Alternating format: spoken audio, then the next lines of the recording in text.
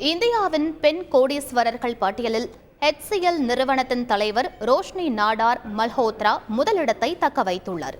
2021 ரோஷ்னி நாடார் மல்ஹோத்ராவின் சொத்து மதிப்பு 54% அதிகரித்து 84,330 கோடி ரூபாயாக அதிகரித்துள்ளது. இந்தியாவின் மூன்றாவது பெரிய IT நிறுவனமான HCL டெக்னாலஜிஸின் நிறுவனர் ஷிவ் நாடாரின் மகளான ரோஷ்னி நாடார் மல்ஹோத்ரா 2020 HCL டெக்னாலஜிஸின் தலைவராக பொறுப்பேற்றார்.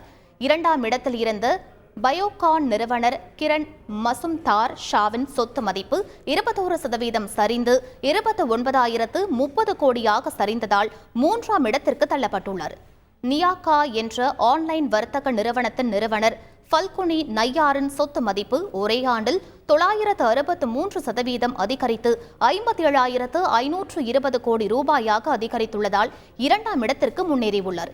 இந்த பட்டியலில் உள்ள 100 பெண்களின் மொத்த சொத்து மதிப்பு 53% அதிகரித்து 4.16 லட்சம் கோடி ரூபாயாக அதிகரித்துள்ளது.